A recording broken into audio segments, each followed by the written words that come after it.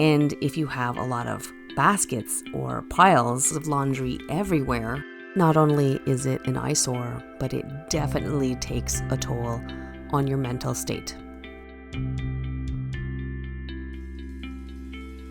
Parenthood is challenging enough as it is, and getting organized sounds easier said than done. Now, combine these two together, and it's truly a balancing act that many of us struggle with day in, day out. If you're here, it's because you want to know how to get your life and home more organized and structured where the kids are involved too, so that parent life is a little easier and you can focus on what truly matters. Hey there, I'm Dianne 𝘠𝘠𝘠, owner and founder of One Tidy Place.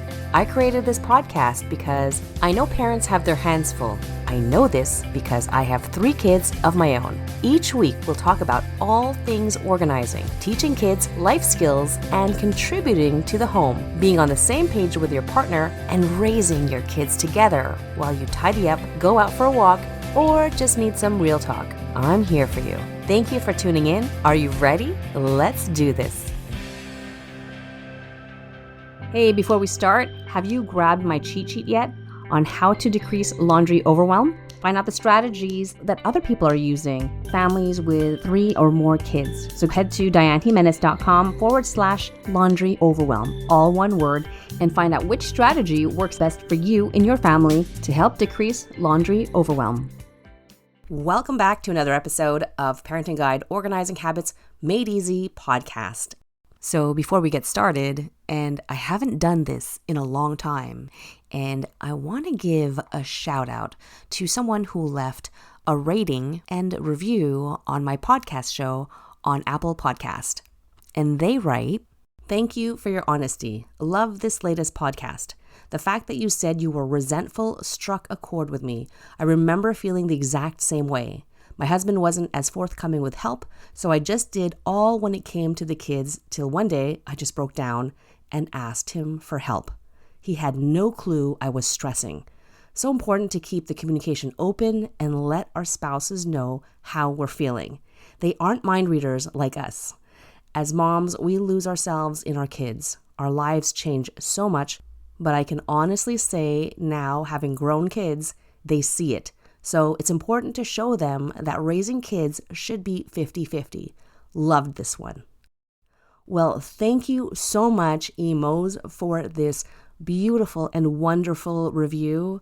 By the way, I hope I pronounced your name correctly. And you are absolutely so right when you're saying that the kids should see us raising them 50-50, especially if you have a partner in your life or other even adults that are taking care of your kids or helping you take care of the kids. You know, it's a lot easier when there is more than one person, right? They do say it takes a village to raise a kid. So if you have a village, please take advantage of that village and ask for help as much as you can and whenever you need it. Because as you know, parenthood is hard. It's challenging, and sometimes we can just go crazy, right? So please, if you have someone out there that can help you, reach out to a neighbor or a friend, a cousin, someone, reach out. Now, in case you're wondering and this hits home with you, this review was about episode number 17, Let's Talk Mental Health. Stop spreading yourself too thin. I'll link it in today's show notes. But if you want to get to that episode right away, you can just head to diannejimenez.com/episode 17. That's diannejimenez.com, and that's Dianne with 2 N's, /episode 17. All right, for today's episode on Tuesday Tips, we're going to talk about overcoming the laundry pile, but more specifically, laundry after a long holiday and after family comes to visit. What do we do? How do we go about getting everything done in an orderly, fashioned way, or even with less overwhelm, especially after a busy weekend? In other words, getting back on track. It was Thanksgiving weekend, and for us, we had family staying over from Ontario for a couple of nights, but we also hosted Thanksgiving dinner We were also invited to another Thanksgiving/birthday event the following day. And finally, we had another cousin stay over too. So you can say there was a lot going on, and for sure, no laundry being done whatsoever over the weekend. And the week and all the demands are just about to start rolling in. It can totally get so overwhelming. Does that ever happen to you? I'm sure I'm not the only one. So how do we go about getting organized with all this laundry and not getting so overwhelmed by the piles and piles and piles of dirty laundry so that we're back on track as soon as possible?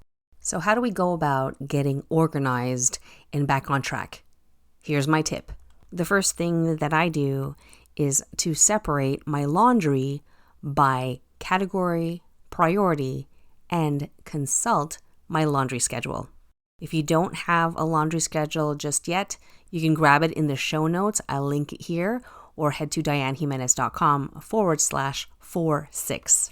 So for instance, in our case, we have a lot of dark clothes. And also, I know that by Thursday, I have to also get the sheets changed for 2 of the beds. So that's a big laundry day already. And considering there's going to be activities all after school, there's very little time, or I have to be strategic with the after part, which is folding. The easy part is loading up the machines. However, the not so fun part is folding and putting everything away. And if you have a lot of baskets or piles of laundry everywhere, not only is it an eyesore, but it definitely takes a toll on your mental state. So where do we start when you have piles of towels and blankets and sheets and pillowcases on top of mounds of clothes that need to be washed for the week? And because the cousins were sleeping over, there was extra blankets and towels. Everything from our linen closet was used. So back to getting on track with laundry and reducing all the overwhelm.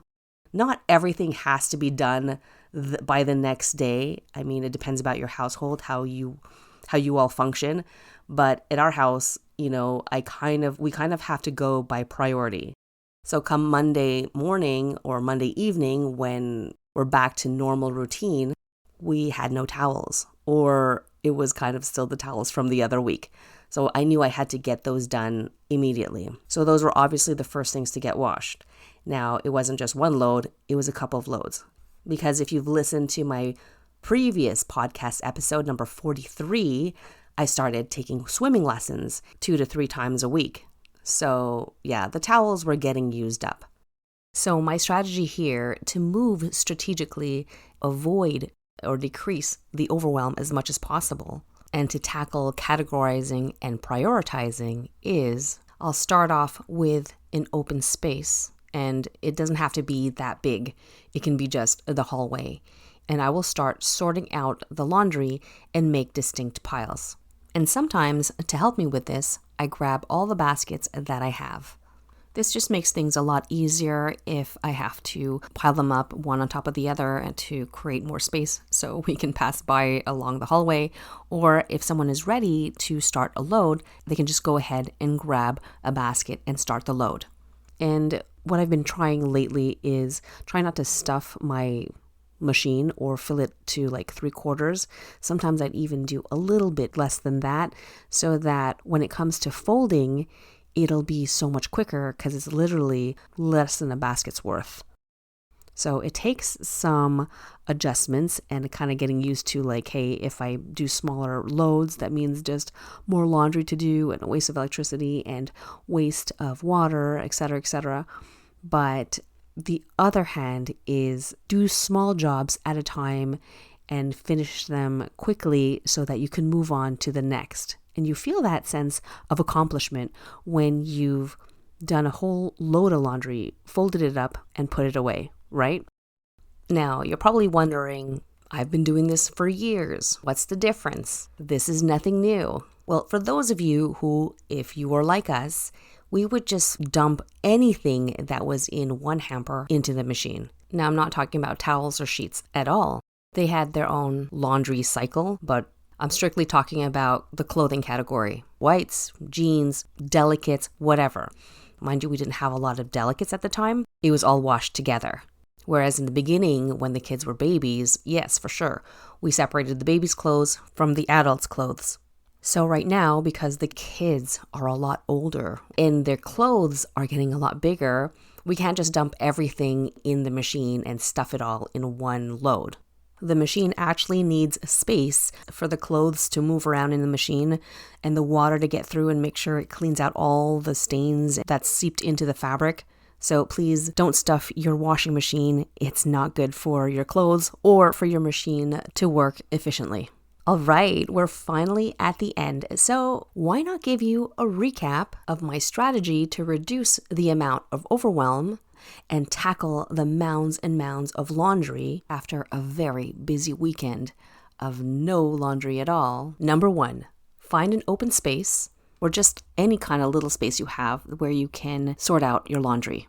Number 2, use baskets or any kind of container to help you distinguish the piles from one another. Number 3, you're going to limit yourself to the height of the basket for each load that you're going to put into the machine. So basically not making heaps and mounds of laundry in that basket, but kind of like respecting the structure and the limitations of it. So for instance, you know when you're making a cake and you have to scoop out a cup of flour? Well, you don't want it to have like a mound. You want it to be level. So level the amount of clothes that you have inside the basket so that you are just within the limitations of that basket. And finally, number 4, do smaller loads. Doing just that much laundry of whatever the basket can hold sometimes is a lot better, and it helps on my mental health knowing that it's just a small load and it's a small pile to fold and a small pile to put away. So to me, that's pretty motivating already. And it gets me more of into a momentum to do the same thing for the next load and the next load and the next load after that.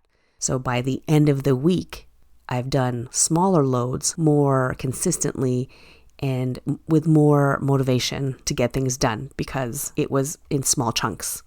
So if you have a larger load with double the amount, well, yeah, it's going to take you a lot longer. And if you have piles and piles of other baskets just waiting for you, well, guess what? You've got over an hour or 2 of folding to do. And who has time for that? So basically, the larger the load, the more there is to fold. Let me say that again. The larger the load, the more there is to fold. So let's make our lives a little bit easier and do things a little simpler. You've got this, friend. All right. Thank you so much for being here and tuning in once again and listening to this episode. I'm so appreciative of your time. And if you liked this episode, please don't forget to follow on your favorite podcast platform by clicking on that follow button or the plus button to make sure you don't miss the next episode.